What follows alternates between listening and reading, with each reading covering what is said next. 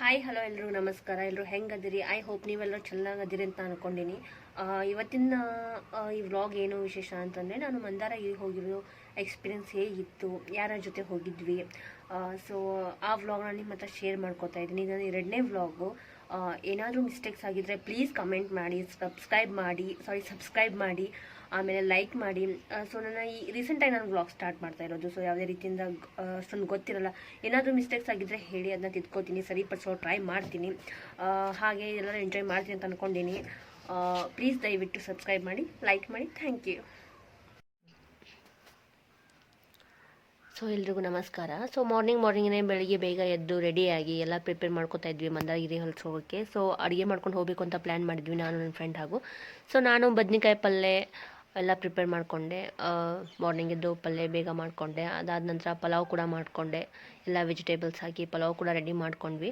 ಯಾಕಂದರೆ ಇಬ್ಬರು ಮಾತಾಡಿಕೊಂಡು ಅವಳು ಒಂಚೂರು ನಾನು ಒಂಚೂರು ಮಾಡಿಕೊಂಡು ಈ ಥರ ಹೋಗಬೇಕು ಅಂತ ಪ್ಲ್ಯಾನ್ ಮಾಡಿದ್ವಿ. ಸೊ ನಾನು ಪಲಾವ್ ಹಾಗೂ ಬದ್ನಿಕಾಯಿ ಪಲ್ಯನ ಪ್ರಿಪೇರ್ ಮಾಡಿದೆ. ಫೈನಲಿ ಪಲಾವ್ ಕೂಡ ರೆಡಿ ಆಯಿತು. ಇದನ್ನ ಸ್ವಲ್ಪ ಆರಕ್ಕಿಟ್ಟೆ, ಯಾಕಂದ್ರೆ ಡಬ್ಬಿ ಒಳಗೆ ಒಮ್ಮೆ ನಾವು ಬಿಸಿ ಹಾಕಿಬಿಟ್ರೆ ಅದು ಹಳಸೋ ಚಾನ್ಸಸ್ ಇರುತ್ತೆ. ಫೈನಲಿ ಪಲಾವ್ ಎಲ್ಲ ತಣ್ಣಗಾದ ತಕ್ಷಣ ಅದನ್ನ ಟಿಫನ್ ಕ್ಯಾರಿಯರ್ ಹಾಕಿದಾಯಿತು. ಆಮೇಲೆ ನನ್ನ ಫ್ರೆಂಡ್ಸ್ ಕೂಡ ಮೀಟ್ ಆದರು ಮಿಡಲಲ್ಲಿ. ಸೊ ಇಬ್ಬರು ಎಲ್ಲ 4 ಜನ ಸೇರಿಕೊಂಡು ಟಿಫನ್ ಮುಗಿಸ್ಕೊಂಡು ಟೀ ಕುಡಿದು ಸ್ಟಾರ್ಟ್ ಮಾಡಿದ್ವಿ ನಮ್ಮ ಜರ್ನಿನ. ಅಲ್ಲಿಂದ ಫೈನಲ್ ನಾವು ರೀಚ್ ಆಗಿದ್ದು ಮಂದಾರಗಿರಿ ಹಿಲ್ಸ್ಗೆ. ತುಂಬ ಚೆನ್ನಾಗಿತ್ತು. ಎಲ್ಲ ನವಿಲ್ ಶೇಪಲ್ಲಿದೆ, ನವಿಲಲ್ಲಿ ಮಾಡಿದ ಆರ್ಟ್ ಇದು. ತುಂಬ ಚೆನ್ನಾಗಿತ್ತು. ತುಂಬ ವೀಕೆಂಡ್ ಆಗಿರೋದ್ರಿಂದ ತುಂಬ ಜನ ಕೂಡ ಬಂದಿದ್ರಲ್ಲಿ. ತುಂಬ ರಶ್ನು ಕೂಡ ಅಷ್ಟಿರಲಿಲ್ಲ, ಬಟ್ ಜನ ಜಾಸ್ತಿ ಇದ್ದರು ಒಂದು ಸ್ವಲ್ಪ. ವೀಕೆಂಡ್ ಅಲ್ವಾ, ಸಂಡೇ ಕೂಡ ನಾವು ಪ್ಲ್ಯಾನ್ ಮಾಡಿದ್ದು, ಸಂಕ್ರಾಂತಿ ಭೋಗಿ ದಿನ. ಅದಕ್ಕೆ ಸೊ ಮನೆ ಊಟ ಎಲ್ಲ ಪ್ರಿಪೇರ್ ಮಾಡ್ಕೊಂಡು ಹೋಗಿದ್ವಿ. ಸೊ ಅಲ್ಲಿ ಒಂದು ಸ್ವಲ್ಪ ಎಲ್ಲ ಓಡಾಡಿ ಎಲ್ಲ ಟೆಂಪಲ್ನ ಸುತ್ತೋಡ್ಕೊಂಡು ಫೋಟೋ ತೊಗೊಂಡು ಬಂದ್ವಿ. ಫೈನಲಿ ಸ್ವಲ್ಪ ಫೋಟೋಸು ವೀಡಿಯೋಸ್ ಎಲ್ಲ ಮಾಡ್ಕೊಂಡು ಬಂದ್ವಿ ಹೊರಗಡೆ. ಸೊ ಇದೇ ಹಿಲ್ಸ್ಗೆ ನಾವು ಮೇಲೆ ಹತ್ತ ಹೋಗ್ಬೇಕು ಇವಾಗ. ತುಂಬ ಬಿಸಿಲು ಬೇರೆ ತುಂಬ ಆಗಿತ್ತು, ಸಖತ್ ಬಿಸಿಲಿತ್ತಲ್ಲಿ. ಸೊ ಫೈನಲಿ ಹೋಗ್ತಾ ಇದ್ವಿ ಇವಾಗ. ಹೋಗೋವಲ್ರಿ ನಾವು ಎನರ್ಜಿ ಬೇಕಂತ ಕಬ್ಬಿನ ಹಾಲು ಕುಡಿದು ಹೋಗಿದ್ವಿ. ಅದು ಬರೀ ಒಂದು 10 ಸ್ಟೆಪ್ ಹತ್ತೋದಲ್ಲೇ ಒಂದು ಗ್ಲಾಸ್ ಕಬ್ಬಿನ ಹಾಲು ಎನರ್ಜಿ ಮುಗಿದು ಹೋಗಿತ್ತು ನಮ್ಮದು. ಯಾಕಂದರೆ ಸಿಕ್ಕಾಪಟ್ಟೆ ಬಿಸಿಲಿತ್ತು ಅವತ್ತು ನಾವು ಹೋದ ದಿನ. ಸೊ ನೋಡ್ತಾ ಇದ್ದರೆ ಎಷ್ಟೊಂದು ಜನ ಹೋಗ್ತಾ ಇದ್ದಾರೆ. ಸೊ ನಮ್ಮ ಟೀಮೆಲ್ಲ ಹಿಂದೆ ಬರ್ತಾಯಿದೆ. ನಾನು, ನಮ್ಮ ಹಸ್ಬೆಂಡು, ನನ್ನ ಫ್ರೆಂಡ್ ಹಾಗೂ ಅವ್ರ ಹಸ್ಬೆಂಡು 4 ಜನ ಸೇರಿ ಹೋಗಿದ್ವಿ ನಾವು. ಇಲ್ಲಿ ನೋಡ್ತಾ ಇದ್ರಲ್ವ ಇವರೇ. ಸೊ ಅವ್ರು ಸ್ಟಾರ್ಟ್ ಮಾಡಿದ್ದಾರೆ, ಹೋಗ್ತಾ ಇದ್ದಾರೆ ಇವಾಗ ಬಾಯ್ ಅಂತ ಹೇಳಿ. ಸೊ ನಾನು ಅವ್ರ ಹಿಂದೆ ಕ್ಯಾಮ್ರಾ ತೊಗೊಂಡು ಹೋಗ್ತಾ ಇದ್ದೀನಿ. ಸ್ಟಾರ್ಟ್ ಮಾಡಿದ್ವಿ ನಾವು ಮೊದಲೇ ಸ್ಟೆಪ್ಪಿಂದ ಇಟ್ಟು ಹತ್ತಕ್ಕೆ. ಅವರಿಗೆಲ್ಲ ಹೇಳೋವಾಗ ಏನು 200-300 ಸ್ಟೆಪ್ ಅಷ್ಟೇ ನಮಗೆ ಹತ್ತಕ್ಕೆ. ನಾನೇ ಹಿಂದೆ ಹೋದಿದ್ದು, ಅವರೆಲ್ಲ ಮುಂದೆ ಹೋಗ್ತಾಯಿದ್ರು ತುಂಬ. ಬಟ್ ನಾನೇ ಹಿಂದೆ ತುಂಬ ಸುಸ್ತಾಗ್ತಾಯಿದ್ರು. ನನಗೊಂದು 10 ಸ್ಟೆಪ್ ಹತ್ತೋದ್ರಲ್ಲಿ ಸಿಕ್ಕಾಪಟ್ಟೆ ಟಯರ್ಡ್ ಆಗಿತ್ತು ನನಗೆ ಅಷ್ಟೊತ್ತಿಗೆ. ಕೂತ್ಕೊಂಡು 1-2 ಸ್ಟೆಪ್ ಹತ್ತಿ ಕೂತ್ಕೊಂಡು ಎದ್ಕೊಂಡು ಹೋಗ್ತಾಯಿದ್ದೆ. ಸೊ ನೋಡ್ತಾ ಇದ್ರಲ್ವ, ಹೋಗ್ತಾ ಇದ್ದೀನಿ ಒಂದೊಂದು ಸ್ಟೆಪ್ ಇಟ್ಕೊಂಡು ಮಿಡಲಲ್ಲಿ ಕೂತ್ಕೊಂಡು. ಯಾಕಂದರೆ ಸಿಕ್ಕಾಪಟ್ಟೆ ಬಿಸಿಲಿತ್ತು. ಬಿಸಿಲಾಗಿರೋದ್ರಿಂದ ಸಿಕ್ಕಾಪಟ್ಟೆ ಟಯರ್ಡ್ ಆಗ್ತಿತ್ತು ಅಂತ ಕೂತ್ಕೊಂಡಿದ್ದೀನಿ ನೋಡಿ, ನಾನು ಹಾಗೂ ನಮ್ಮ ಮನೆಯವರು. ಸೊ ಅಲ್ಲಿ ವ್ಯೂಸ್ ತುಂಬ ಚೆನ್ನಾಗಿತ್ತು, ಅದನ್ನು ಕೂಡ ವಿಡಿಯೋ ಮಾಡ್ತಾಯಿದ್ವಿ. ಫೈನಲಿ ಬಂದ್ವಿ ಮೇಲ್ಗಡೆ. ಬಂದ ತಕ್ಷಣ ಒಂದು 15 ನಿಮಿಷ ಕೂತ್ಕೊಂಡೇ ಇದ್ವಿ. ಎಲ್ಲೂ ಏರಿ ಬಂದ ತಕ್ಷಣ ಸಿಕ್ಕಾಪಟ್ಟೆ ಬಿಸಿಲು, ನೆಲ ತುಂಬ ಸುಡ್ತಾ ಇತ್ತು. ಸೊ ನೆರಳಲ್ಲಿ ನೋಡಿಕೊಂಡು ಒಂದು 15 ನಿಮಿಷ ಕೂತ್ಕೊಂಡು ಬ್ಯಾಕ್ ಸೈಡೆಲ್ಲ ಹೋದ್ವಿ. ಅಲ್ಲಿ ವ್ಯೂಸ್ ಎಲ್ಲ ನೋಡಿ ಎಂಜಾಯ್ ಮಾಡಿದ್ವಿ. ವ್ಯೂಸ್ ತುಂಬ ಚೆನ್ನಾಗಿತ್ತು. ಬ್ಯಾಕ್ ಸೈಡ್ ಅಂತೂ ಹೋದ್ಮೇಲೆ ವ್ಯೂಸ್ ತುಂಬ ಚೆನ್ನಾಗಿತ್ತು. ಟೆಂಪಲ್ ತುಂಬ ಚೆನ್ನಾಗಿತ್ತು.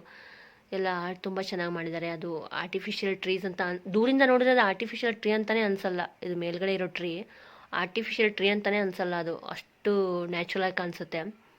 ಸೊ ಬ್ಯಾಕ್ ಸೈಡೆಲ್ಲ ಟೆಂಪಲ್ಗೆಲ್ಲ ಹೋದ್ವಿ. ಸೊ ಇದು ನೋಡ್ತಾ ಇದ್ರಲ್ಲ, ಈ ಟ್ರೀ ಆರ್ಟಿಫಿಷಿಯಲ್ ಟ್ರೀ ಅಂತಾನೆ ಅನಿಸಲ್ಲ, ನ್ಯಾಚುರಲ್ ಟ್ರೀ ಇದೇನೋ ಅಂತ ಅನಿಸುತ್ತೆ ದೂರಿಂದ ನೋಡಿದರೆ. ಅಲ್ಲಿ ಹೋದ್ಮೇಲೆ ನಾನು ನೋಡಿದಲ್ಲ, ಅವಾಗ ಹೇಳಿದ್ರು ಅದು ಆರ್ಟಿಫಿಷಿಯಲ್ಲು ಅಂತ. ಅಷ್ಟು ನಂಬೋಕ್ಕಾಗಲ್ಲ, ಅಷ್ಟು ನ್ಯಾಚುರಲ್ ಅನಿಸುತ್ತೆ.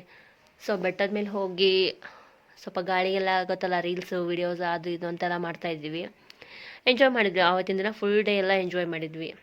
ಅಲ್ಲಿ ಹೋದ್ಮೇಲೆ ಬೆಟ್ಟ ಹತ್ತಿ ಈ ವ್ಯೂಸ್ ಎಲ್ಲ ನೋಡಿದ್ಮೇಲೆ ಅಲ್ಲಿ ಹತ್ತಿ ಬಂದಿದ್ದು ಟಯರ್ಡ್ ಆಗಿದ್ದು ಮತ್ತೆ ಹೋದ್ವಿ ನಾವು. ಅಷ್ಟು ಮೇಲ್ಗಡೆ ಬಂದ ತಕ್ಷಣ ಅಷ್ಟು ರಿಲೀಫ್ ಆಗಿತ್ತು ಆ ಸೀನ್ರಿ ನೋಡಿದ್ಮೇಲೆ. ಇಲ್ಲಿ ನೋಡತ್ತಿರ್ಲ ಅದೇ ಲೇಕ್. ಅಲ್ಲಿ ಹೋದ್ಮೇಲೆ ಲೇಕ್ ಸಖತ್ತಾಗಿ ವ್ಯೂ ಕಾಣಿಸ್ತಾ ಇರ್ತದ.